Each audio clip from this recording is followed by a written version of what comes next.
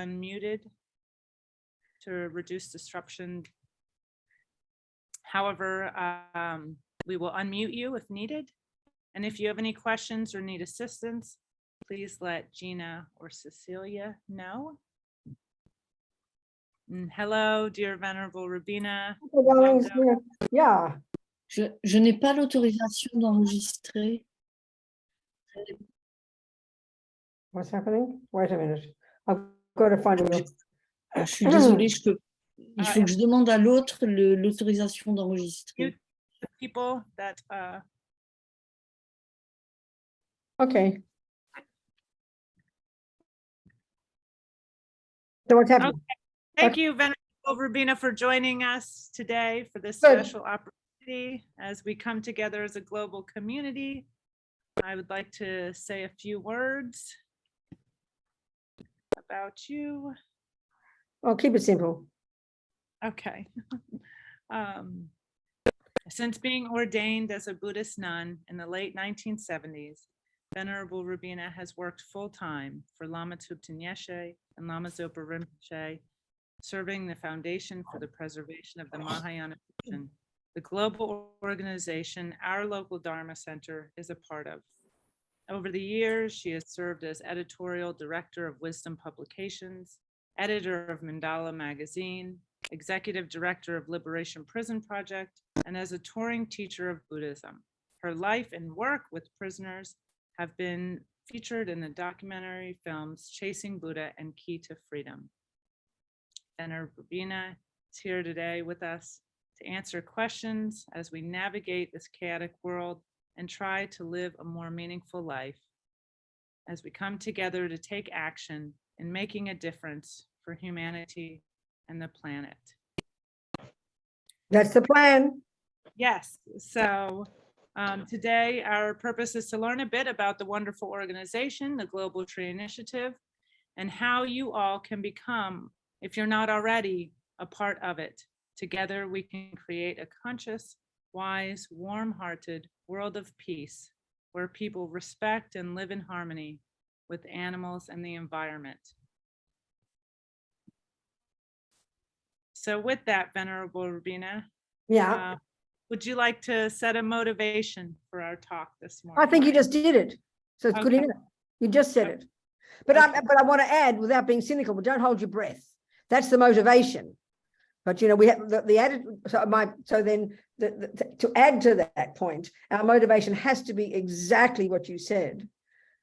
But we have to realize we have to develop the enthusiasm of the bodhisattvas, which is this incredible optimism, not even yet optimism, but enthusiasm, which this is why the term they use, joyful effort of the bodhisattva, which is because every sentient being has the potential to be happy and to be free of suffering. This is the basis of their ability to never give up. So they're always kind of, like I say simply, always perky and optimistic. So that's the combination, to have this really idealistic goal, you know, but not to expect it to come overnight, to have this enthusiasm to never give up. That's the attitude of the bodhisattva. And that's the peace. I mean, we can see, I can say this for certain, we can see that, I know, anyway, that was, I want to say some things. Would you want me to continue, or I'll wait for you to say something?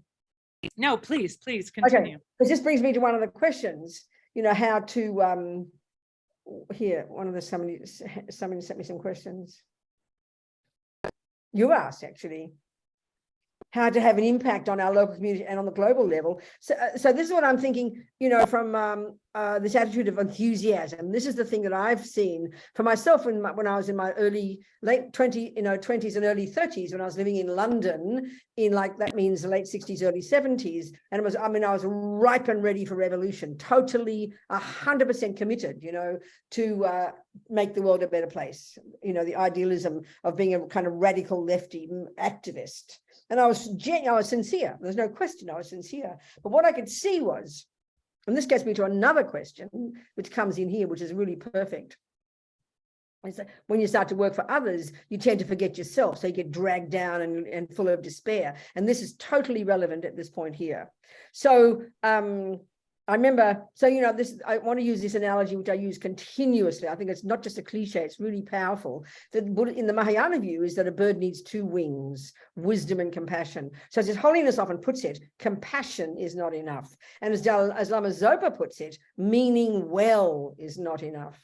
And so that means that's the compassion. The compassion wing is the point, whether you call becoming enlightened, whether you want to help all the animals, whether you want to make the planet a better place, whether you want to help poor people, no matter what it is, compassion is the point. But we've got to realize, though, compassion is the wish to benefit, but it doesn't mean that you know how to benefit. So that's the wisdom wing. And that can sound a bit abstract, you know, so let's unpack the Buddhist view, because this is the key to understanding the enthusiasm of the bodhisattva, and also the key to understanding how you don't leave yourself behind when you work for others, which is the typical one in our culture. You know, you do the compassion wing, but you get exhausted, you get drained, you get used, you get abused, and you end up giving up.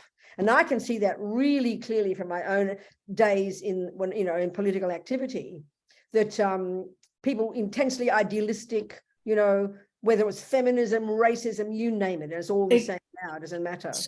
What happened? Shall I continue? Yes. Okay.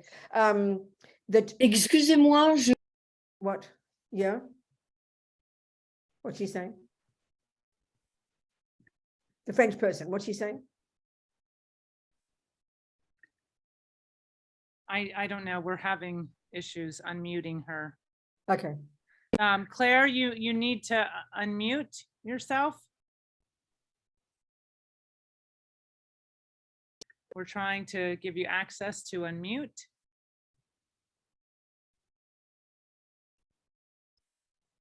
Can someone tell me in French?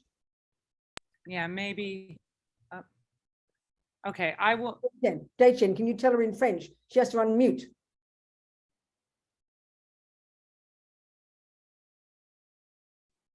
I'll give you permission to unmute. Go on. What? Anrik, if you unmute her and no one else, Anrik will be the only one unmuting people, just to prevent. Yes, I'm trying. Thank you.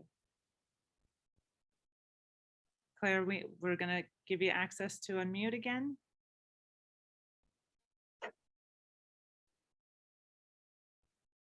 Maybe it's best to put it in the chat and we can try to help answer your questions in the chat. So I'll continue, okay? Continue. Okay, so I can see that, you know, there's two things. First of all, there's two things. I can see that we were very idealistic. You can be really idealistic about the planet. It can be idealistic, whatever it is, the 1960s or 5,000 years ago. It's the same thing. Wanting to make the world a better place is incredible. It's fundamental. That's compassion. But the wisdom wing is various things. And this is the unique part of the Buddhist approach. The wisdom wing is the work you do on yourself, which means you learn to know yourself really well. You learn to look at your attachment, you look at your anger, you look at your resentment, you look at your jealousy, you look at your anxiety, because these are what drag us down. These are what prevent us from harming others. These are what exhaust us. And these are what cause us to become overwhelmed, and we end up giving up. So that we don't talk like this in political activity. We don't discuss this at all. We talk about how you've got to take care of yourself, means you've got to have a massage and a sleep and a nice relax. This is true. But if our compassion is polluted by attachment and therefore anxiety and therefore anger, and that's something I really can see from my political activity days, you have compassion for the group of people over there, whether it's called feminism or racism, and today the environment, but then that seems to then trigger lots of anger at the rest of the people. And that's what exhausts us, you know. I mean, I remember Dalai Lama was asked one time, as one journalist said, anger looks like it's really helpful for political activity. Dalai Lama said, I know what you mean, but if it's mainly motivated by anger, you get exhausted and then you give up. But if you're motivated by compassion, then you will never give up. And I think this is the really crucial point, both for your own sake, you know, so you don't get exhausted, because what gets us exhausted is not compassion. This is the thing we've got to understand. understand. We think that when you see the world is suffering so badly, look at the environment, look at the racism, look at the sexism. We think that compassion is what exhausts us. No, compassion cannot exhaust you. It's the Buddhist view is very specific. It is the delusions that exhaust us, the attachment to our own view, and then the anger to all the other people who seem to be causing the suffering. They are what exhaust us. So the work of the wisdom wing is lessening your attachment, therefore lessening your anxiety, therefore lessening your anger, so that you can now focus on the compassion component and to never give up, to work steadily, one step at a time, no fantasy, without giving up. This is the key to success, I tell you. This is the basis of our practice. This is the basis of political activity. And you can somehow see with some people, I remember vividly Martin Luther King. He really impressed me. You know, he looked like, initially he didn't look like he was very radical, but the thing was he didn't have much anger, but he had incredible action energy. And he said, it is good to find fault. You must find fault. You must see the world, look at the suffering, look at the racism, look at the environmental disaster that's happening in front of us, just using these words. But he said, then you say, what can I do to help? Instead, anger just yells and shouts, and that's what gets you exhausted. Whereas if you have compassion, you will not give up. You know, you'll be more realistic, you'll be more grounded, you'll see the suffering world, you'll see the troublemakers, but you'll have this enthusiasm and you'll be steady and you'll go one step at a time. And then you won't give up and you won't get exhausted. You'll have a good sleep. Yes, have a relax. Yes, have a massage, but next day you get up and you just keep going. So the key point again in Buddhism is what exhausts us is not suffering. What exhausts us is not compassion, virtues, and this is the unique view of the Buddhist understanding of the mind. You've got the virtuous states of mind, which cannot possibly cause you suffering. This is quite unique to the Buddha and quite a surprise to us. We don't think like this in the modern psychological world, that compassion and love, they cannot make you suffer. It's attachment to your views, it's your anger towards the other people, it's your anxieties, your fears. These are what exhaust you. These are what cause you to give up, and they are what drag you down, you know. So this is why the wisdom wing is the work you do on your own mind, becoming more clear, more content, more fulfilled, therefore more capable and more compassionate. That's my key point, you know. And this is quite specific to the Buddhist view. This is the way to help you stay steady, and this is the basis of any good practice, you know. So I think it's really good that people ask questions. I think this is the best way for things to come out, if there are questions. Margaret question here in Florida. I will answer Margaret. What's a bare minimum of daily practice? And somebody else asked, what's a good way to put all this into the framework of emptiness? I'll answer that. And can something, okay, so there's a few questions, but I really think I'd like discussion. This basic point I made, I think is a really good one. So please ask me questions. I think it's the best way to use our time. Okay, thanks, Venerable Robina. Yes, so if anyone has a question they would like to ask, please raise your hand and we will unmute you.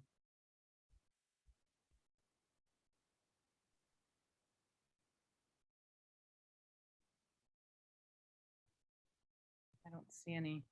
Okay, so I think I'll talk more then about this point. When we are idealistic political activists, and this is excellent, we need to be, we get, what happens is, we can be very specific. You know, for me, when I was a radical activist, first it was, you know, I was mainly like more about poor people and the rich, you know, so then total focus on all the suffering of the poor around the world. And then, you know, and therefore, emphasis on all the heavy-duty capitalist systems that cause the suffering. And this is exactly the same now, 60 years later, it hasn't changed. So what happens is, whether it's racism, whether it's sexism, whether it's the environment, they're all totally valid. There is suffering at all of these levels on the planet. There has been, and there will continue to be, as long as there are deluded sentient beings. But our problem is, when we stay focused in one area, and that's perfectly fine, stay focused in one area, we're going to see what we want to happen. We'll have the idealistic goal, no racism, no sexism, whatever you want to call it. But then what we're going to do is point out the faults, and that's good. But what happens is we get angry. And I think the biggest problem in our culture, we confuse finding fault, saying there is racism, there is injustice. That's not anger, that's a fact. See, this is the big difference. We confuse being angry with something with simply pointing out the mistake. So to say there is racism, that's a statement of fact. That's not anger, but we add anger on top. And we think these two are the same. This is our biggest mistake. And this, again, is based on the clear Buddhist analysis of the mind that talks about the deluded, neurotic, ridiculous states of mind that exaggerate, that make a big mess, and the valid states of mind. So as Martin Luther King said, it is good to find fault. There is racism, there is poverty, there is environmental disaster, there is injustice. But then you say, what can I do to help? That's the piece. That's the piece. This is a very specific piece, a very conscious piece that we have to grow, because what happens automatically is we will get angry. How dare all the world, look at all the world this, how dare they this, how dare they that? And you're right about the world, but there's a difference between simply speaking the faults and being angry with what we see. And this takes time to identify in our own mind, because they sound like the same, but they're very, very different. Because anger is a neurotic, deluded state of mind that exhausts you, that exaggerates things, and therefore causes a mess, you know? But it's really hard to see the difference between simply speaking the truth. There is injustice. These are the facts. That's not anger. Anger is this emotional component added on top that comes from the neurotic I, that comes from our own attachment. And this is a very specific view in Buddhist psychology. And this is really the heart of Buddhist practice, you know. Then if we can see this, we will be able to continue to benefit the world without any fantasies, without any expectations, and we will just go one day at a time and do what we can. This is the crucial point, I tell you. So I really think we should discuss this if you like. Yes, so exactly, Venerable Robina. So what do we do once we start to sit and recognize there is a lot of anger or sadness? The mind. This is what Buddhists, you have to see our mind. This is the fundamental level of Buddhist practice. The compassion is more advanced. Compassion actually is a more advanced level of compassion, because as His Holiness the Dalai Lama says, compassion is not enough. You need wisdom. And what wisdom means here is what you gain from knowing your own mind, identifying the fundamental problem as far as the Buddha is concerned, the Four Noble Truths. As Lama Zopa points out, effectively, the main cause of our suffering in daily life is attachment. This is a big shock to us. If we see the world full of pollution, or we see the world collapsing, or we see injustice, to hear that Buddha says that's not the main cause of your suffering, that your attachment is the main cause of your suffering, sounds shocking. It sounds like Buddha doesn't know what he's talking about. What are you talking about? My attachment is the cause of my suffering. But this is what we have to understand. The external world, there is injustice, there is suffering, there is poverty, there are these things. But this is the point the Buddha's making, attachment is this main energy that drives all of us, that is very based, it's very neurotic, it's very emotional, it's very narrow-minded, it's very primordially deep in all of us, and it's attachment to our view. I mean, in particular in political activity, it's attachment to our view. That's the cause of suffering. I can see when I was politically active in the 60s, we're all idealistic in the beginning, and very soon in that one group of people, suddenly you start disagreeing about all the political strategies, and then it turns into two groups, and then it turns into the groups end up fighting each other instead of the real enemy, which is the external world and all the problems, because we are attached to our views. This happens in religion. This happens in politics. This is the worst of the sufferings, you know, and I'm sure it's the true in the environmental movement. There are people, all the different viewpoints, different levels of radical practice, different levels of viewpoints. They all argue with each other. And then this is where the destruction comes in. And the problem there is attachment to my view is right and your view is wrong. This is the problem, especially when it comes to political activity. Otherwise, it's attachment to food, attachment to sex, attachment to drugs, attachment to being approved of. But in political activity, it's attachment to viewpoints. Look at religions. Look at religions breaking up every week because people disagree, you know, all about philosophical views. This is the worst attachment. And then you become a fundamentalist. No, this is exhausting. This is completely exhausting. You spend all your time finding fault with somebody else and their policies and how dare they do this and how dare they do that. This is attachment, people. This is attachment and anger, and you lose sight of the real goal, you know. You lose sight. You become fanatic, you become idealistic, you become fundamentalist, and then you end up giving up, you know, full of anger and despair. I'm not being sarcastic. I can see it clearly all the years I was politically active, and I'm sure it's the same now, you know. So this is a really powerful point if you want to be politically active. You've got to have policies, but you've got to be very realistic and keep your eye on the goal, you know, keep your eye on the goal, wanting to do what is best to help others in whatever field you're working in, and be very flexible, because idealism is useless if it's just political concepts, you know. I think this is the biggest problem with political activism. It's my experience. So yes, we do have some questions coming in. Good. From Beth, she asks, how do we stay optimistic when it's degenerate times and we know things are only going to get worse?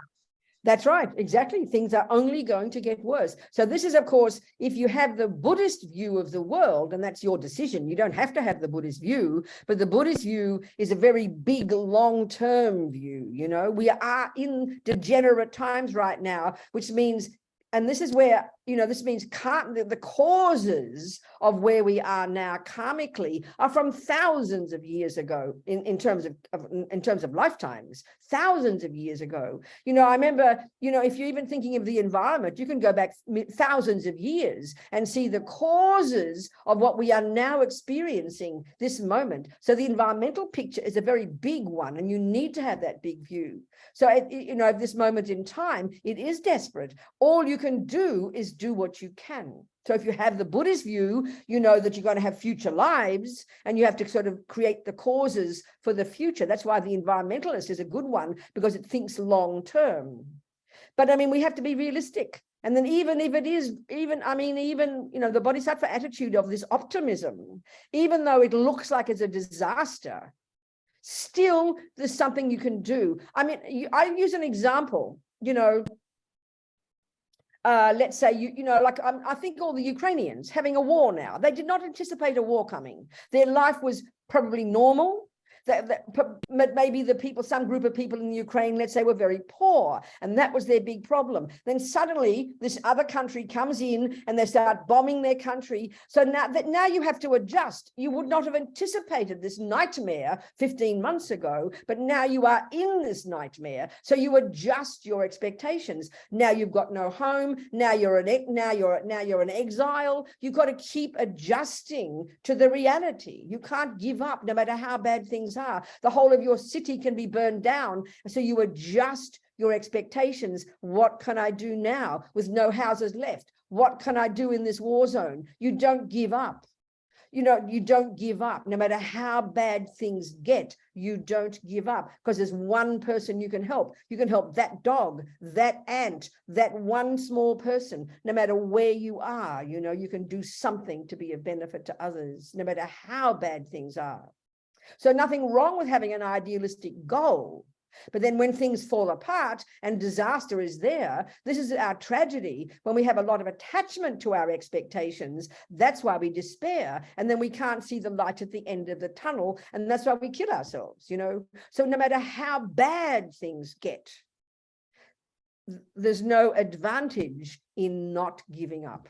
There's no advantage in giving up. There's no advantage in giving up, because we've got to keep adjusting our view. You know, 1 minute you're a poor family in a house and your problem is not having enough food. Suddenly a fire comes and burns down your house. Now not having enough food is not the main problem. Not having a roof over your head is now the main problem. So you adjust your expectations and you stay enthusiastic. This is not easy. This is not easy because of our attachment. Our attachment can't stand the pain. But there's no choice. We keep adjusting our expectations, no matter how bad things get. in our daily life, on the political level, no matter what. This is it. There's no choice. Thank you very much. Vitali asks how to recognize the difference between valid criticisms and backbiting. What? Backbiting.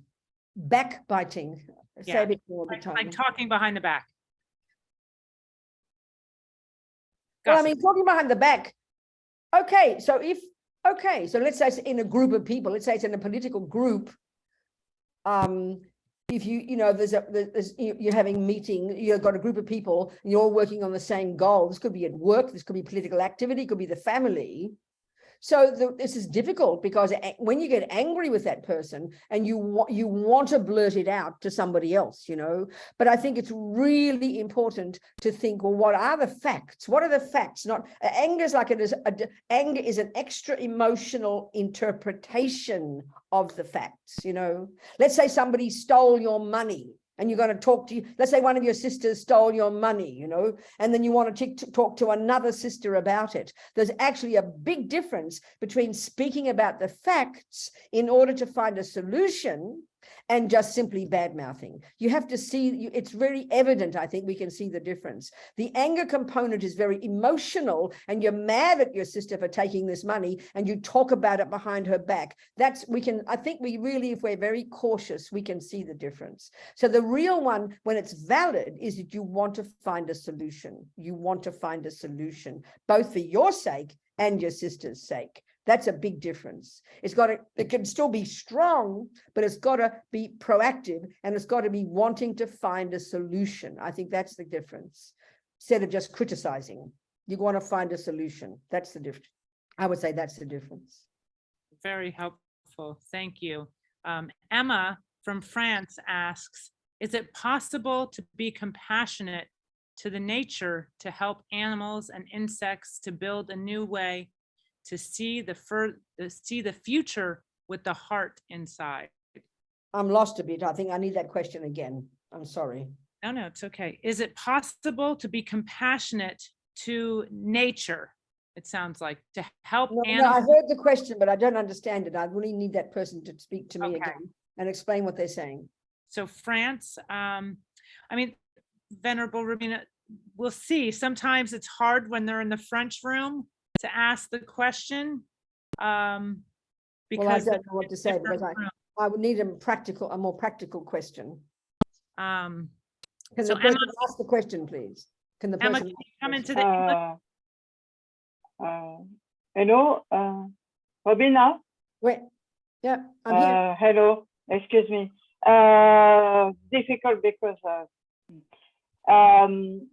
is it possible to build a future world through compassion, to be compassionate to the insects and animals, not to see the future and to pray that they could be our future, because we are.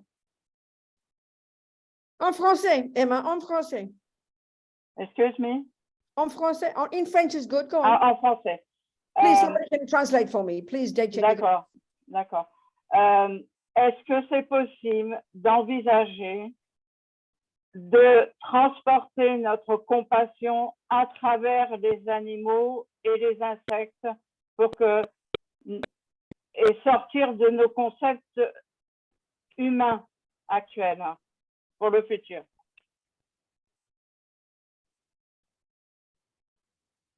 Merci.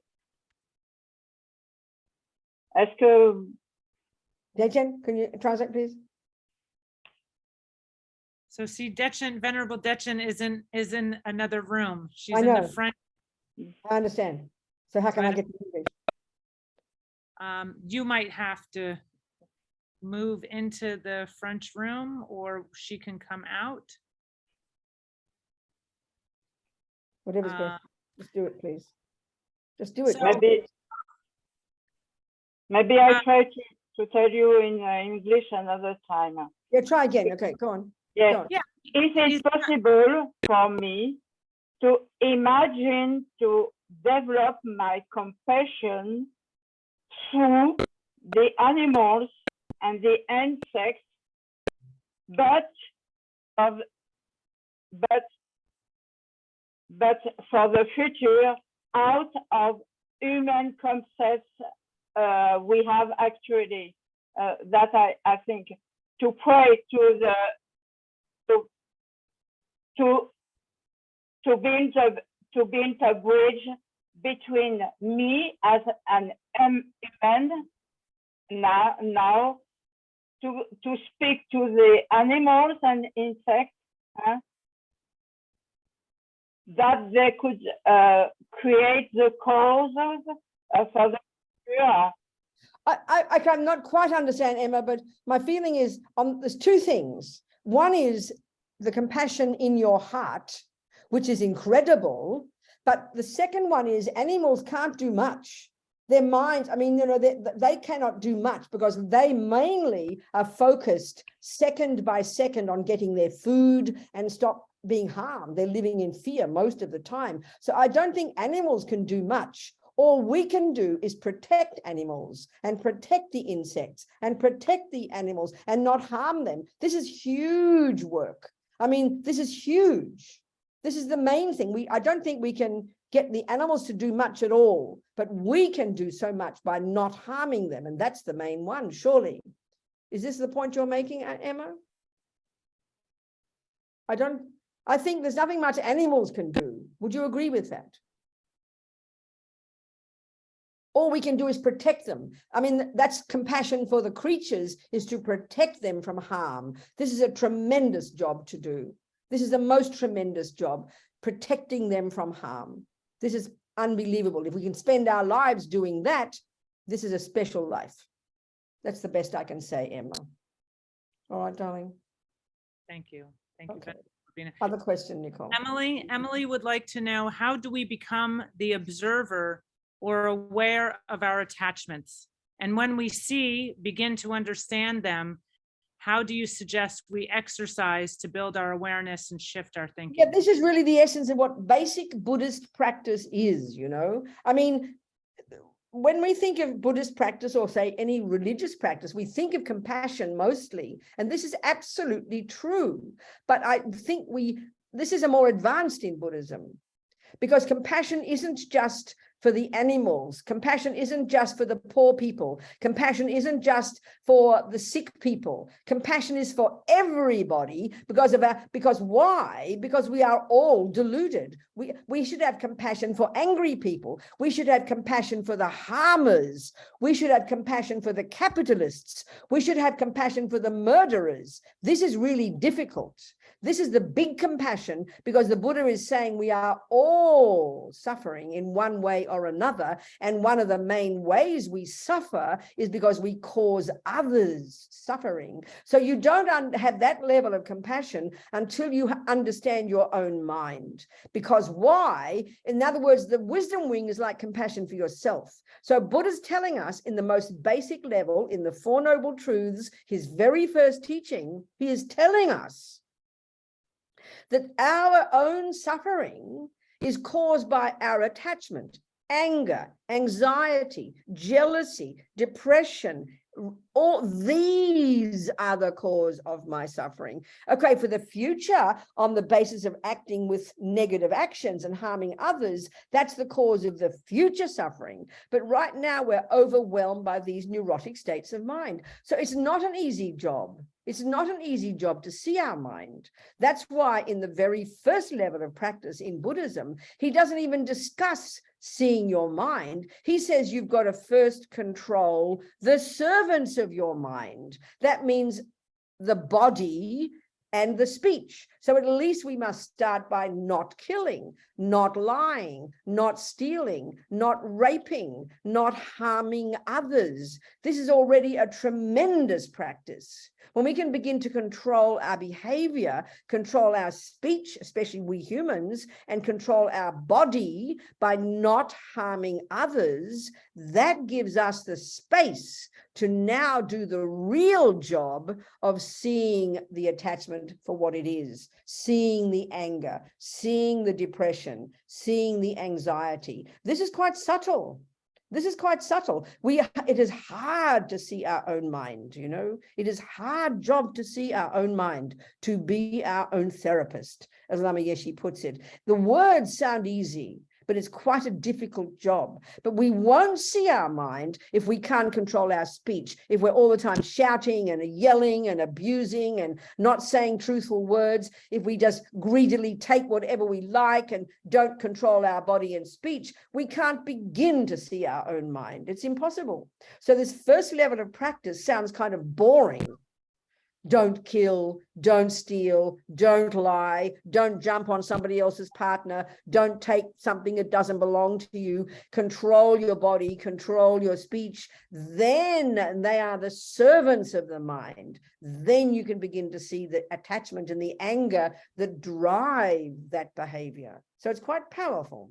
This is Buddhist practice. This is the actual basis of Buddhist practice. Then we can have, in other words, this is the practice of a person who has compassion for themselves. Why I'm suffering is because of my uncontrolled body and speech, and therefore my mind. So knowing my own mind, owning my own responsibility for what I'm thinking and feeling, identifying the attachment and anger and jealousy, and then controlling the actions driven by that attachment and anger and jealousy, that's the fundamental Buddhist practice. Then compassion for others is easy. Thank you. Eric says, whole Buddhism is about the mind. But what if we have a mind that is a bit abstract? Not all of us is able to find great meanings through asking. I don't understand what Eric's saying. I'm sorry, Eric. Can you speak to me yourself personally? Yes, Eric, you want to ask? Let me We best. can find you and unmute you, maybe if you put your hand up. Yes, Eric. Where are you? Eric, if you raise your hand. Oh, he's at work. Okay. So if he's not listening, then there's no point in. You mean he can't? He's listening. We just can't talk, Yes. right? Right. He's saying how to become friends with our abstracted mind. Is that correct, I don't Eric? know I don't know what abstract means, but how to become friends with your mind, that I'm happy to answer. What do you mean by Eric, your abstract mind? Does that work, Eric? Can I get a thumbs up if that's what you're suggesting?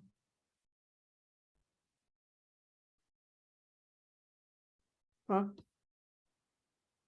Well, until Eric's clearer, we have another question, please. Yes. So, as a parent nowadays, we face the challenge of the culture of hate spread through social medias. Yeah, As Venerable Robina says, there is a lot of hate Mm. talking about social media and ecological issues for one side, but little action or desire to take action. It seems just be angry about something is enough. When I suggest action, my teen doesn't understand that she should go beyond that and take a practical action. What would you suggest to break this twisted understanding that This is anger? it's really difficult, you know. I think if we just look at human nature, this is all how we are.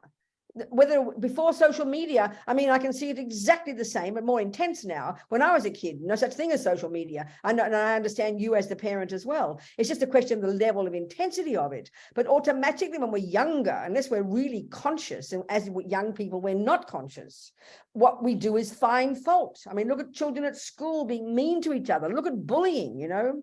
So I think here, if we can understand the deepest attachment, which drives most of us and all the social media business, and even if is this and we have it very powerfully when we're young, even when we're older too, and this is the deepest attachment of all, and it's attachment to being in the right group.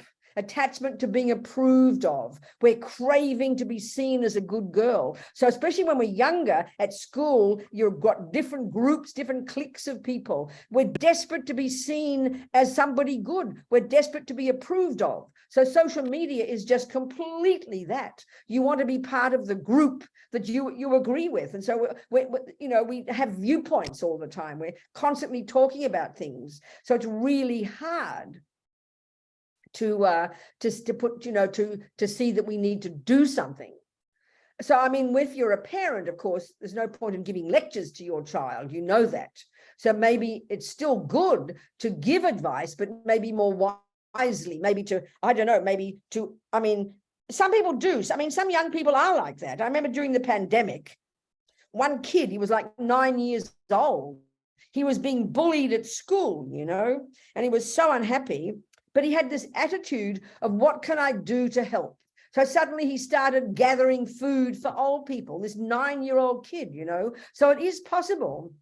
So maybe perhaps another approach would be, as a parent, to utilize that anger of your child. Don't just say, don't be angry, to utilize that energy and find a way to help them channel it into action. Get them to see the advantage. Don't criticize the anger, but you can channel that angry energy into action, trying to give them some confidence that they can do something.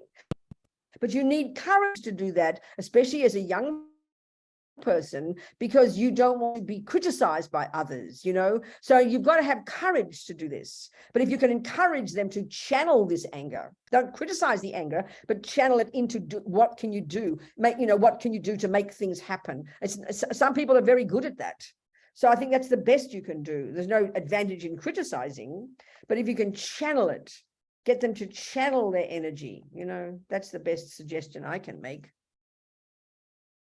Thank you, Venerable Robina.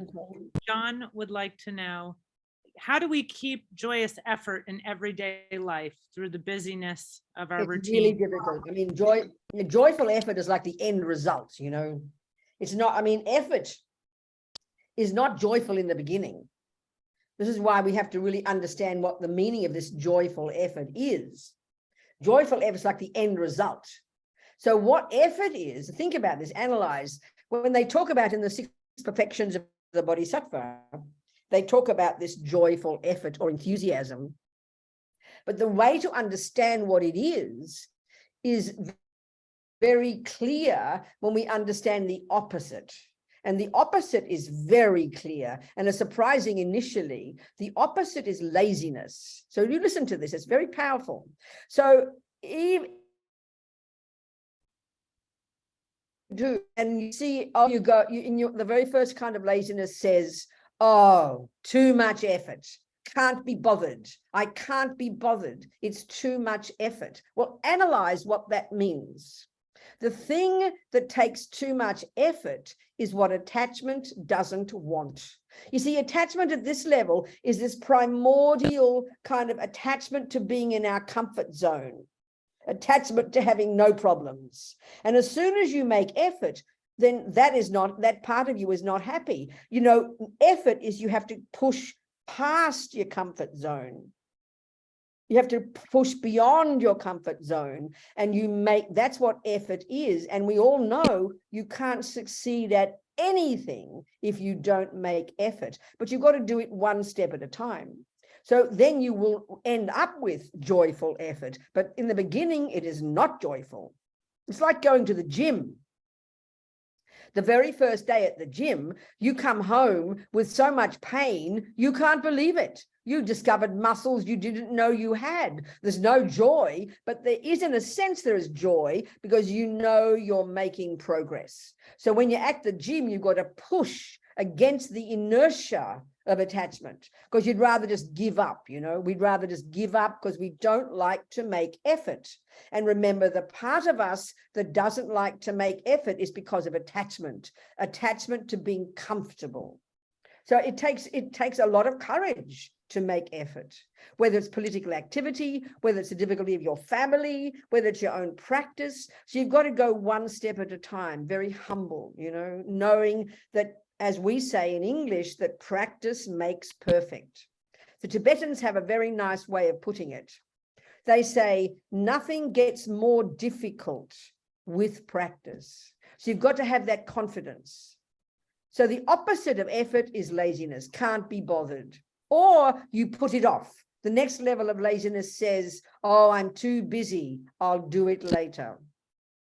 And of course, what is the thing that you procrastinate about? The thing that takes too much effort. So all of this demands really kind of honest assessment of our own mind, you know, and the Lamas all say the only way to have enthusiasm, meaning to make effort, meaning to go against your comfort zone, the only way you will do that is when you have confidence in the goal.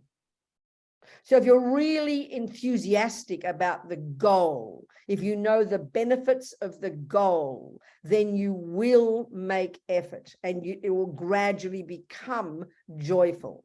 Even that first day at the gym, using that as the analogy, even though the pain is awful, you are glad because you know you're making progress. And it's the same with political activity, the same with our practice, the same with everything in our daily life, but it's one step at a time, you know, it's very conscious. It's not mystical. Thank you, Venerable Robina. Tenzin Lamo says, if I'm surrounded by gossip and shallow talk every day, Yes. how to have compassion for the people gossiping? Because they're harming. This is the basis of real compassion. This is where you see compassion. This is a really powerful point. This is why we have to do the wisdom wing first. Buddha's first teaching is the Four Noble Truths. And the first of those four truths is that there is suffering. And he articulates 3 levels of suffering. The first kind of suffering is called the suffering of suffering, which is when the bad things happen. Now, our problem is when we look at compassion, which is for people who are suffering, we only see that kind of suffering. The poverty, the racism, the sexism, the disaster for the environment. We only see all the bad things, and that's the only compassion we have. But if we understand the second kind of suffering, Buddha calls it the suffering of change, but speaking simply, that's the suffering of being caught up in our delusions. So if you're angry, attached, gossiping, jealous, the first thing we want to do is be angry with that person. No, they are causing their own suffering. That is the basis of why you would have compassion for them. But our trouble is with compassion, we think it's a bit sentimental. Like you pat them on the head and you say, oh, the poor thing, they're suffering, so it doesn't matter if they gossip. That's not the point. We all are causing our own suffering. That's Buddha's key point. And you first have to have that level of compassion for yourself. Realize that your attachment and your gossiping and your anger and your jealousy are the cause of your suffering. Then you can see that other people are causing themselves their own suffering. Now, that doesn't mean you can't be firm with them. That doesn't mean you have to be involved in it. If you can't change it, you walk away. If you want to give advice, that could be difficult because they might not want to listen to you. But when you realize your own mind and your own attachment and your own gossiping and your own anger and your own jealousy, and you know that that is why you suffer, then you will be able to see how those people are causing themselves suffering. That's what real compassion is. You know, it takes time. Thank you. Thank you. So in the environmental world, those with most power are often the last ones, the last willing to change, but we need them on board. How can we include these people in the discussion? This is from Kika from Portugal. This is where you really have to have some wisdom in your own mind, which means you can't have too much attachment. You see, attachment means it's kind of fragile, it's neurotic, you're clinging to your view, and the fact is you might be right. This is the trouble. You know you are right in your assessment of the problem, but when you're attached to that view, that's what freaks you out. So you've got to give up attachment to that view. You keep the view, you don't throw the view out. Then you can be negotiating with the other side. That's why Martin Luther King was so skillful. He never lost sight of the goal, but he wasn't angry. He didn't get angry with other people. That's why he was able to talk to the racists and talk to the politicians. But if you're angry and you get upset easily, forget about talk. It's not possible. You've got to be reasonable, and that's a really tough thing to be, because when we're fanatic in our view, and we're so righteous, but you might be right, but what good is being right if no one listens to you? And the problem isn't being right. Yes, the problem is we are attached to our views. And if you're attached to your views, you get angry with the other people, and that's the end of discussion. So that's the key to success. You've got to have enthusiasm, you've got to have long-term goal, and you've got to have some human empathy for those people, because they're the ones you want to talk to. This is really difficult, but that's absolutely possible. And anybody who has succeeded, look at Mandela. That amazing Mandela, that incredible man. You cannot get a person more extreme as the most perfect example, He was able to talk to anybody, and look at his suffering. Anybody who hasn't got much anger, who hasn't got much attachment, frantic, anxious, neurotic viewpoints, they're the people who are successful. And this is the work. This is the work to do. This is the wisdom wing. And it's a tough one. Yes, it is. Thank you. Beth is asking, can you explain what the Om Ahum blessing does if we, as consumers, use it on objects when making offerings? Okay, yeah, it's interesting. Yes, in the Vajrayana, especially, it's in the coming from the Vajrayana teachings. It is said that the Sanskrit language is said to be very powerful as the most pure sound.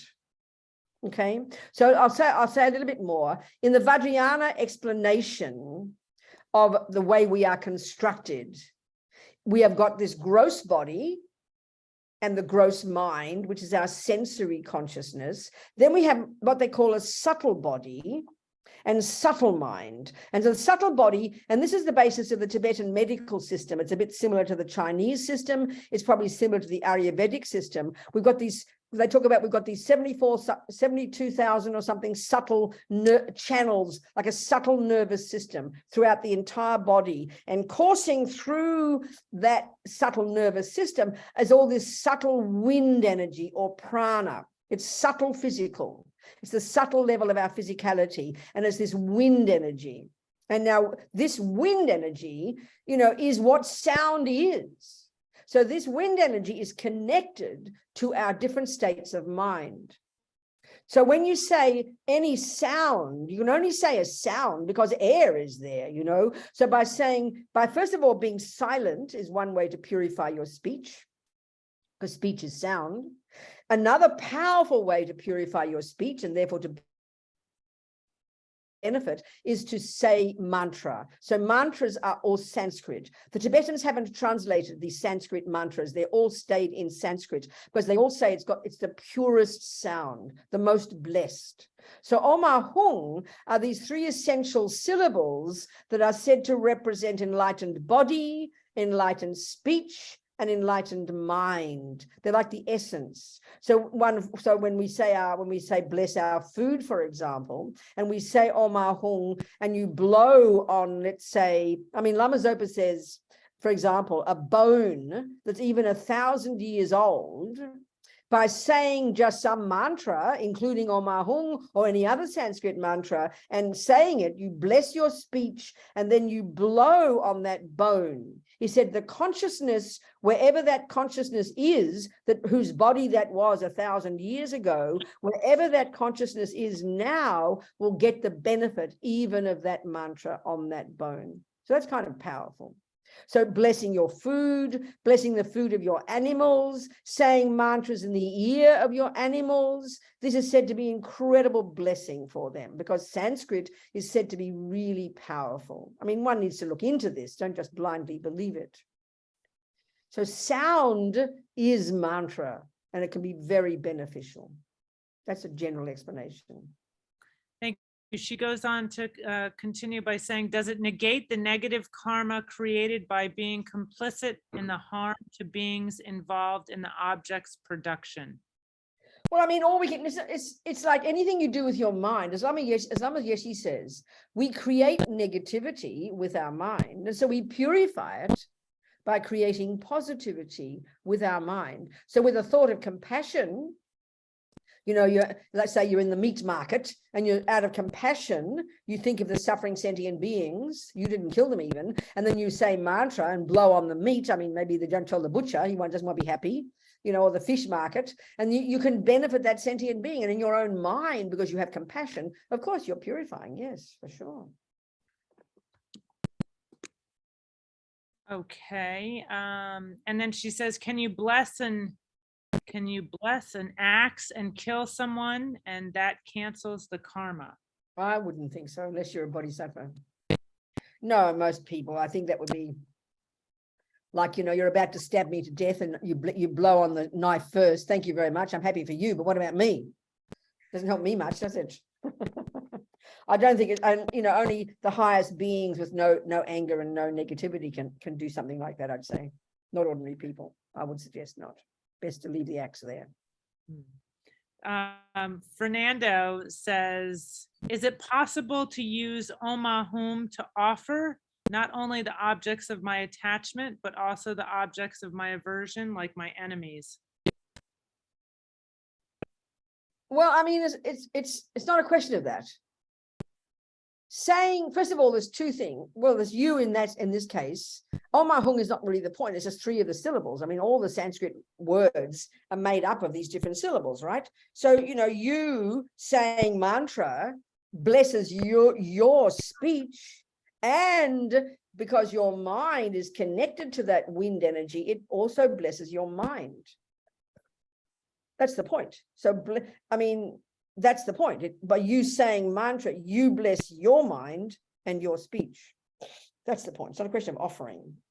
You bless your mind and your speech. And if you're, you know, if your food is there and you blow on the food, and if you're for the animals, you help them.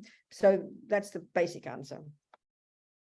Okay, thank you. And going back to Eric's question from earlier, Good. He's asking, how can we make friends with our mind and ourself and our thoughts and help? Okay, this is a very good question, Eric, because mostly the irony of ego is that we hate ourselves. Then we start to hear Buddha's view about how we suffer because of our anxiety and anger and jealousy and attachment, and we just get more angry with ourselves. This is our worst mistake, you know. We've got to really be able to hear very carefully the Buddha's analysis of that we suffer because of our own attachment and anger and jealousy. So the consequence of that should not be anger with ourselves and guilt, which is what we tend to have, but it should actually be like what we call in the West compassion for yourself. It's like if you realize that you've got diabetes because you ate too much sugar. You don't get angry with yourself. You have compassion for yourself. That's why you stop eating sugar. So the basis has to be compassion for yourself. But the irony of ego is we tend to misuse this and we end up with guilt. And guilt is just anger and you're the object. So we've got to really watch that. We're so used to getting guilty or angry when we hear about bad things and we try to get off the hook. So we've got to really go against that, be very conscious, you know. So it's a bit like, again, the example, you don't get angry with yourself for eating sugar. You end up having compassion for yourself and you realize you've got to have the courage to stop eating sugar. Why, Robina? Because I don't want diabetes. Well, why should I try to give up my attachment and my anger and my jealousy? Why, Robina? Because I'm sick of suffering, because these are causing me my suffering now, and they will cause me my future suffering. So it's got to be like, you know, this compassion for yourself. It's really important to cultivate that. And he asks where to start. Start with the thought that it's possible. And then you look for the techniques. All the techniques are there. Buddhist techniques are all laid out, has been for 2,500 years.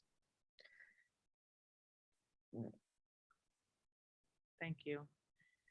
Do we have any more questions? And if you do and would like to ask the question directly, you can raise your hand and we will unmute you.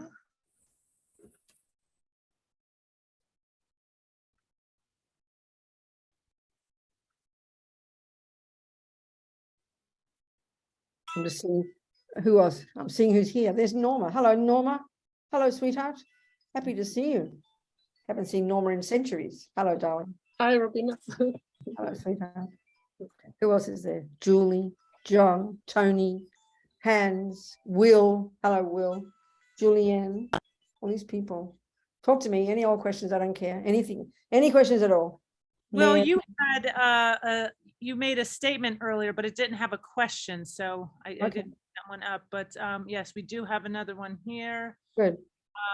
So we can pay people to kill animals for us and then bless the meat before we eat it with Omahum, and we won't have the karma to then we won't have the karma to be reborn as suffering animals. Okay, so no, I think it's not as simple as, it's not as black and white as that, you know. Everything our mind does programs us. Everything our mind does programs us. We can't escape that. That's a good way of saying what karma means.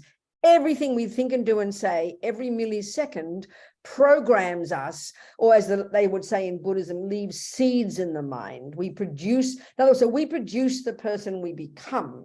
So when we have this, so when we tend a little bit to hear Buddhism in the same way we hear religion as, well, if you do this and this and this, then you'll be good and you'll get rewarded. And if you do this and this and this, then you'll get off the hook and you won't get punished. But there's no concept in Buddhism of punishment and reward, because there's no punisher and there is no rewarder. We are the boss. So to think that I can go, well, you know, you kill that chicken for me and I blow on the meat and so now I'm off the hook. This is kind of naive. It's just kind of bizarre, actually. It's kind of arrogant. It's absurd. You know, it's just bizarre. You can't talk like that. It's meaningless.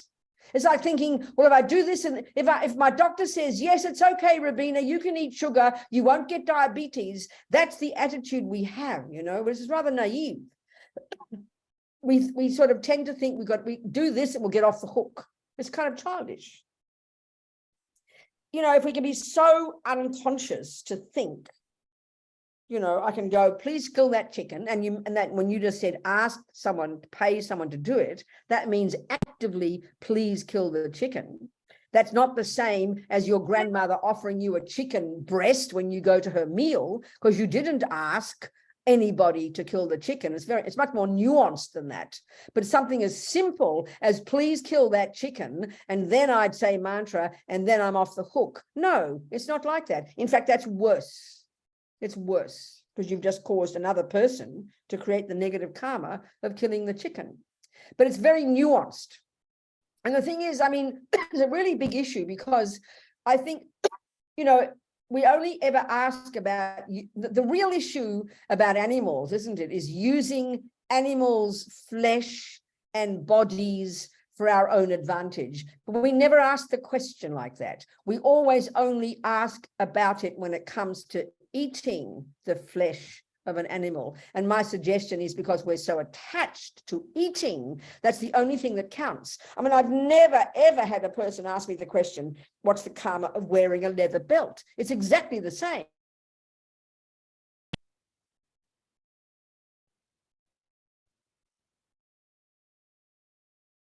You know? So the fact of the matter is, even if you were vegan and marvelous, doesn't, you know, we're so naive and we're so arrogant in a way. We think, oh, I don't eat meat, therefore I'm not harming sentient beings. This is like a joke, you know. I remember one time, I always tell this story, when I was in Liverpool a few years ago in England, I went to this cheese shop and I bought some kick-ass cheddar, okay, cheese. And then there's fundamentalist vegans. I'm not being rude. I'm talking about the fundamentalist people who tell everybody else what to do. On Facebook, they said, how dare a Buddhist nun eat cheese, this kind of thing, right? And I didn't want to be political, but I'd always wondered about how many creatures die on the road when you drive a car, you know? So sure enough, you Google it and some Dutch guy has done the research, and it's something like just on the number plate of one car per kilometer, whatever. It's like trillions of little bugs get destroyed. And I put that story on Facebook without any other comment. And the guy who was criticizing me said, oh, well, you can't help that. In other words, if you don't eat those bugs, somehow it doesn't matter that by driving a car, you kill trillions of bugs. That's schizophrenic. I'm very sorry. You know, that's kind of demented. But if you did it to eat them, then you'd be a naughty person. So the bigger point here is just by existing, we are harming sentient beings. I mean, this body is a zoo. My armpit is a zoo. My mouth is like is an ecosystem. Just by existing, we are harming thousands and millions of sentient beings. It is really obvious. I remember another story too. I put this story on as well. One scientist in Australia, he got fed up with all the fundamentalist vegans and vegetarians, fundamentalist ones, the ones who are political, who criticize everybody else. And he put this story on about some wheat field where, of course, you grow wheat. And who do you grow wheat for? Probably 20% for the bulls, for the meat eaters, and 80% for the vegans and vegetarians, right? So then in the off season, he talked about how there was a plague of little field mice. He said they were the cutest little field mice. He had photos of them. He said they sang love songs to each other. They were so cute. And of course, before you plant the wheat, what do you think you're supposed to do? You kill the millions of field mice. And even this, the guy said, oh, well, you can't help that. I mean, that's completely insane. So do not think you're so holy just because you don't eat meat, you know.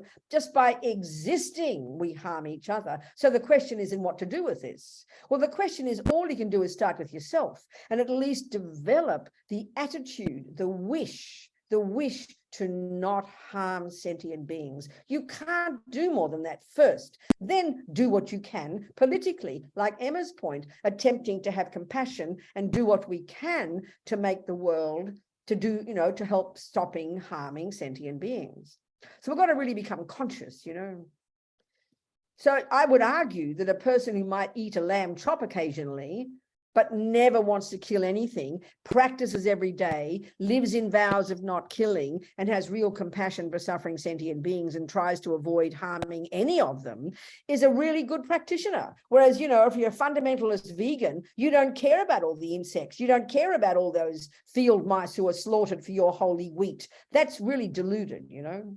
So we've got to start with our own mind, start by having compassion for the animals and the creatures and the insects, and do everything we can not to harm them minute by minute by minute, you know. This is the biggest point. So Melissa is there and Atisha. Please ask me some questions, Atisha. Yes, thank you, Venerable. So when I sweep the floor, there are a lot of ants, so tiny and little. That's right. Yes. But what can I do because I have to sweep the floor? Sometimes, but you have to be very gentle. Try to use a soft brush. All we can do what we can, Atisha. All we can do is what we can. So be conscious that there are living beings there. So you try to use a soft brush, then you say mantra and blow on them, and then you throw them outside, darling. All we can do is try to be conscious. And if we see living beings, do our best to try not to harm them. This is all we can do. What do you think? Isn't it? Yes, I did that, but sometimes no intentionally, but I don't know not to harm them. You do your best, Atisha. You do your best, darling. But I'm worried about the Atisha. Even if you're not sweeping the ants, you're killing them. They're living in your body. You ought to get a bigger picture here. You're killing just by breathing, Atisha.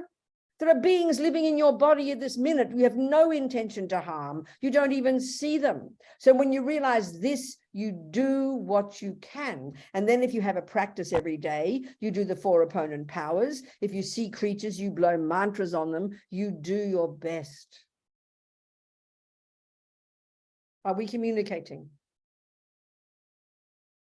Good. Yes, Melissa. Thank you. Thank you, Venerable Robina.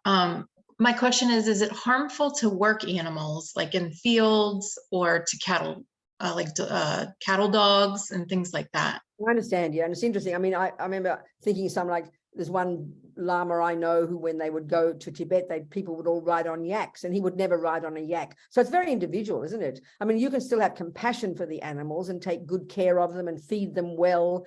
You know, I mean, it's like, you know, that's okay if you have love and compassion for the animals and take care of them and love them and look after them, you know, I think, not to harm them, best we can do. I mean, it's all a question of degree, isn't it, Melissa? How you use them. Yeah, and I think of it too as being helpful for the animals, and it makes them happy as well. True, no, if that's their job, they're bred that way, then but as long as we love them and support them and don't overwork them and don't overburden them, that's the tragedy of misusing animals, isn't it? And because the animals want to please us, if we are loving and kind to them and they want to please us, then it's also very virtuous for them. But also you can say mantra in their ear. You know, there's many things you can do to repay their kindness and look after them, isn't there? Yes. Thank you. Good, Melissa. Thank you, darling. What else is there? Something else there, Nicole? I don't have any in the chat here, but we do have time for a few more questions. So please do ask some questions. Okay, we do have one. Good. There's John. Yes, John. Hello. Hi, Robina. Thank Yes, you for the talk. Good. I'm asking for a friend. So I was wondering, can an entity like Global Tree Initiative create karma? Or Yeah. you think about like a government or something like that? Yeah. Yeah, I saw this question here. That's good. You speak it out. That's really good. Speak it out, John. Does a entity like a government or a corporation create Absolutely. negative karma, or does your Absolutely. Of course. participation? Yeah, I mean, because exactly right, because an entity is made up of human beings, isn't it? So, you know, GTI or the Australian government, I mean, absolutely. Like, let's say the Australian government, a group of people running this country, making decisions. For example, I mean, Australia, for example, it lives on the life of millions and millions and millions of sheep, for example. So that has to have a huge effect on the karma of Australian people, but also on the karma of that piece of earth, you know? Absolutely, there's no question. Everything any sentient being does, as groups, as individuals, it's this process of programming, you know? Absolutely, there's no question. What do you think? Make sense? Okay. Can we purify that too? Well, I mean, it's a question. Okay, let's say if I'm Australian and I pay taxes to the Australian government and I know they use it for whatever, harming others, like a war. I mean, I don't have much choice about that. So certainly from my own side, I can definitely purify that and try not want to be involved in that as much as I can. But I mean, you can't purify somebody else, you know, there's got to be that group itself has got to do virtuous actions. You understand? As a group. Do you understand? Mm-hmm. Yeah. Yeah. Thank you. Okay. All right. Interesting. Good. Yes, it is, isn't it? What else, people? Isabel has a question. Do you, Isabel? Isabel lights turned on, but there's no hand there. Oh, no, she's turned off again. Okay. Anybody else? We've got 20 minutes, 18 minutes. Other questions here. One person, Christina. So Christina in California said, if there's no self, is there actually no individual suffering? No, that's throwing the baby out with the bathwater. There's no individual self. There's no inherent Australian government. There's no inherent I. There's no inherent good. There's no inherent bad. There's no inherent suffering. So something's being empty doesn't contradict existence. That's the general answer. But another question was very helpful. John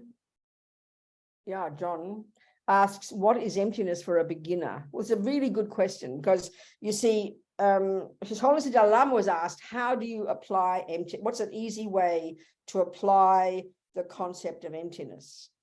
And His Holiness said, very simple, see things from another point of view. This is tremendous. So what does it mean?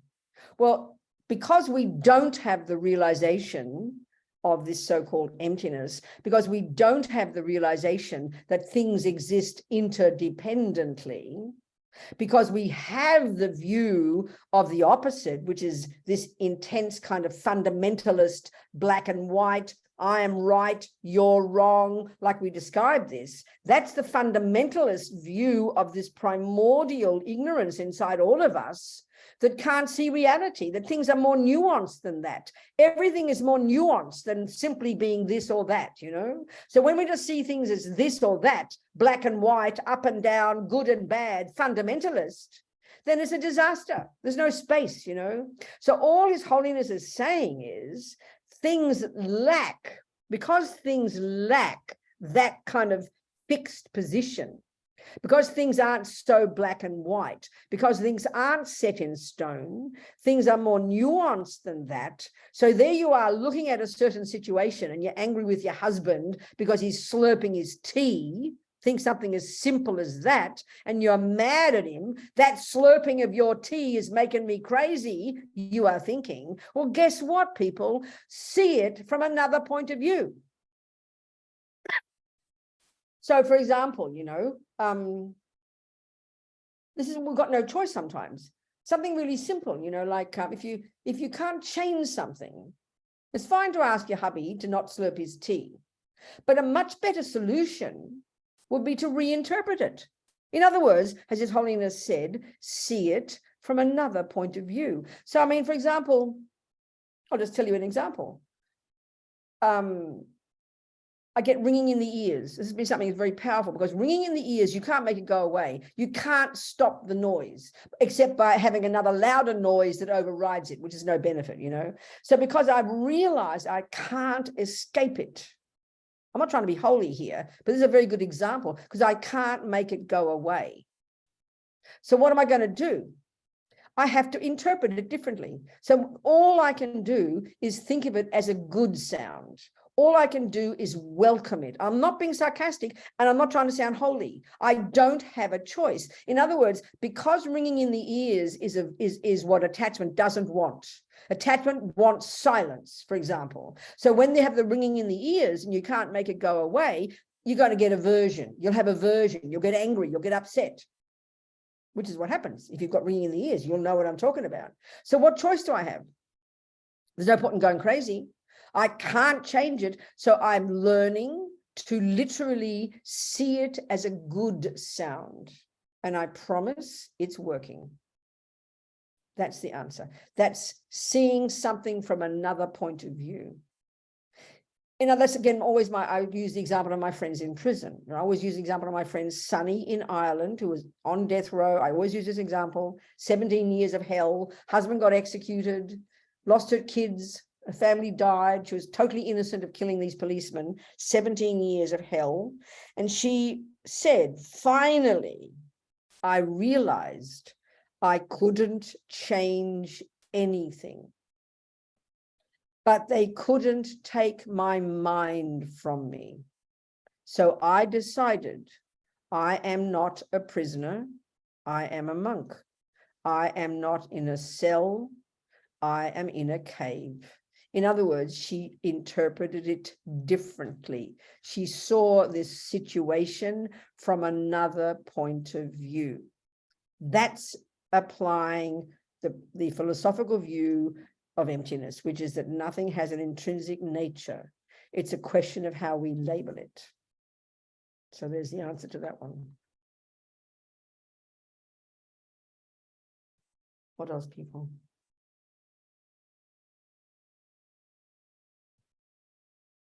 Of course, it's the most difficult job we'll ever do, because we want to believe in our view of being right, you see? It's a problem, isn't it? Yes, who had a question? Oh, yes. So Adriana asked how to deal when you have a fight with someone. You don't hate them, but you see that is not positive to keep the friendship. Excuse me. Is it bad to keep distance? No, totally appropriate. We have to know, listen, if we're the higher level bodhisattva, we will have love and compassion for everybody, and no one can harm us. It's absolutely guaranteed. So we're not like that. So we have to know what our capability is. So if there's somebody we fight with, or there's even someone we're so attached to, you know, like you might be attached to alcohol. Nobody would expect you to give up attachment while continuing to drink alcohol. You must remove yourself from the alcohol. It's obvious. It's exactly the same with people. But our tragedy is we don't have that kind of level of common sense. Sometimes we're in disastrous relationships. We keep going back like a moth to a flame and then wonder why we kill each other. So of course, it's the most intelligent thing to realize you got so much anger, or their anger, you can't stand it, which is because of your anger. So then you need to realize you've got to separate yourself from that person. But our tragedy is we're often scared to do that because we think, oh, we don't want to upset them. What we really mean is we don't want people to criticize us. So you have to have courage to make that decision because people will criticize you. But we have to know what our capability is. This is a fundamental starting point in good practice. That's wisdom. We absolutely said, but do it for the right reason. Don't blame them. You know, if you didn't have anger yourself, their anger wouldn't worry you. And you've got to remember that. Thank you, Venerable Robina. Hernan asks, you know, the presidential election just ended in Brazil, and there's a lot of hate throughout the nation, and even fear of a coup d'etat is in the air. How to deal with that and not let this extreme views and the widespread fear take over within a South? It's the same answer every single time. What we've got to understand, and this again is the unique view in the Buddhist psychological model of the mind. I can't stress this enough. And it is unique to the Buddha. There are problems in the world. There is political nightmare. There are wars. There is violence. There is racism. There is injustice. There are terrible things happening all over the planet. That's a fact. So if you have the view of karma, if you're a Buddhist, then at least you'd have an explanation for why it is manifesting, and that'll calm you down. You'll know why it's happening due to past karma. And then the other one is to realize that your fear of it, your freaking out, your aversion to it, your anxiety, your attachment to your view, these are why you suffer, not the political turmoil. This sounds too shocking for our mind, but it is a fact from the Buddhist perspective. And we can see that, then we can have the courage. If we don't decide to leave Brazil or leave the situation, if you can't, then you can, like Sunny did in this total nightmare of a nightmare in prison of being accused of murdering 2 policemen, and she was innocent, like a nightmare, living in this hell for 17 years. She couldn't change it. So she changed her mind instead.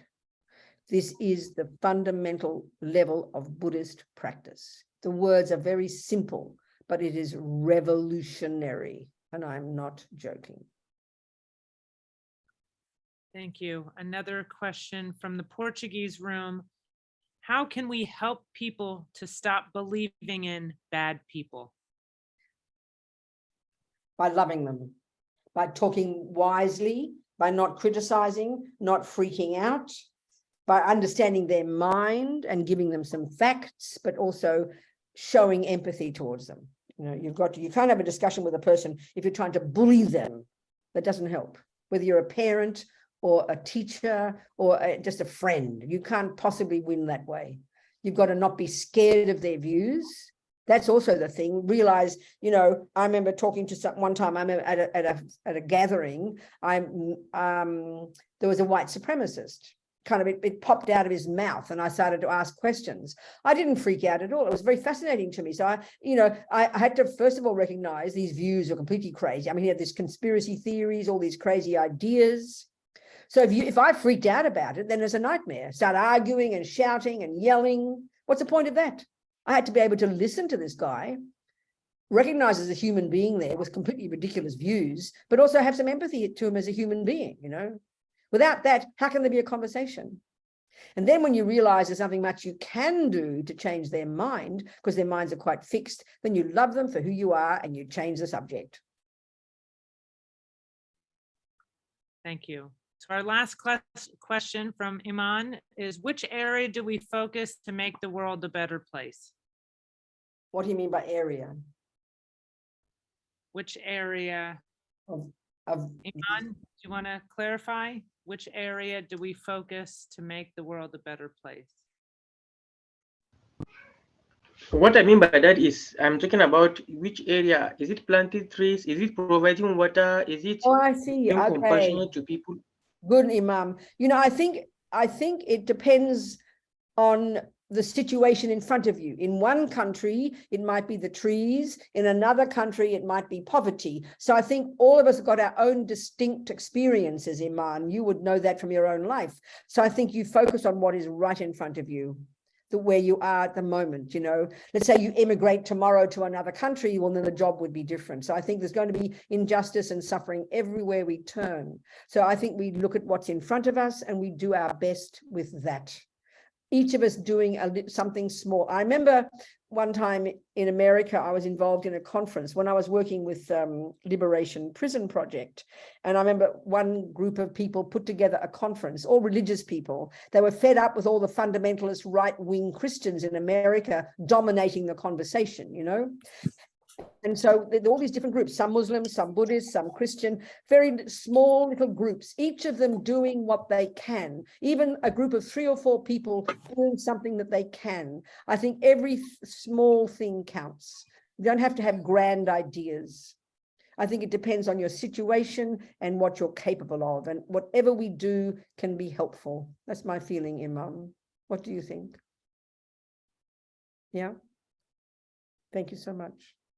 Thank you so much. And now I'd just like to introduce Javier Torres, just to say a few words about the Global Tree Initiative. And Javier is the regional coordinator of Puerto Rico and has been an integral part to helping GTI. Javier, please, a few minutes. Thank you, Nicole. As Nicole said, I'm Javier. I'm the regional coordinator for Global Tree Initiative here in Puerto Rico. I've been part of Global Tree Initiative from the beginning. I have planted trees in the past here in Puerto Rico and also in Nepal with the help of Nicole and Sapano Nepal. In September 2021, I had the opportunity to travel to Italy, and there I met Osel, Hans, Jackie, and Julie Catwell. I saw her here. Hello, Julie. Where we share a beautiful time there. Last April, I traveled to Panama and represented GTI at the Sustainable Forest and Landscape Congress in Ciudad Panama. There, I met Dra. Concha Pinos from one of our new partners, the Wellbeing Planet. Then I want to thank everybody.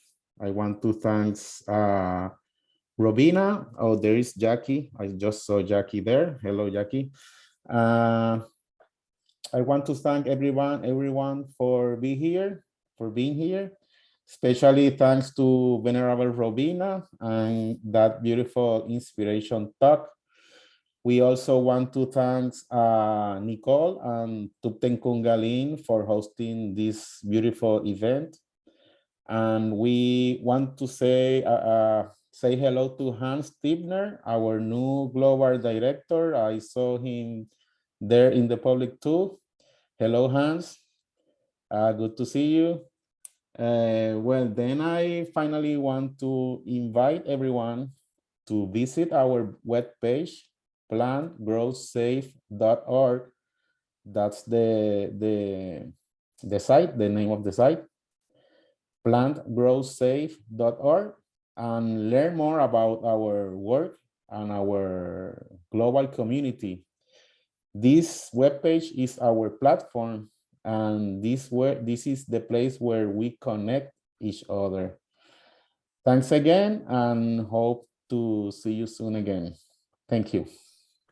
You know, I just want to say, and I want to just give admiration to everybody involved. I think you're all amazing what you're doing. Because I think that's my point to Imam. I think every single tiny small thing in whatever area that we can do will not go astray. And I think we have to, on a personal level for sure, but I think on the world level, the global world as well, we shouldn't get too idealistic, but we should keep our idealism, but be delighted, you know. So I want to rejoice in the hard work everyone's doing. Jackie's starting to support Lama Ursel, and everybody sends to them, all you marvelous people. Just keep moving, keep moving, keep moving. On the one hand, never give up your long-term view, but on the other hand, just keep humble and keep simple and one tiny step at a time, and be delighted with every step of progress, no matter how bad things get. That doesn't matter. You know, we do it, we can. Thank you so much, Venerable Robina, All for being here today. And thanks all to the translators for making this talk available. Yes. And if we can also dedicate by sharing the Eco Sattva vows. If Gina, you could share the screen. It's just a little vow if you want to join.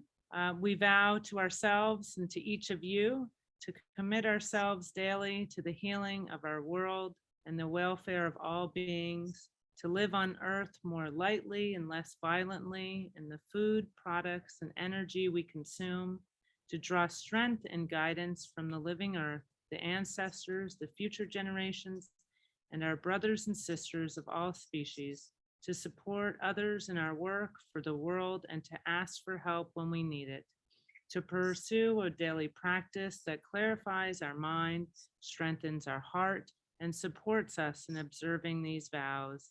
Thank you all so much again, and please join next week, next Saturday for Osel, Tenzin Osel Hita.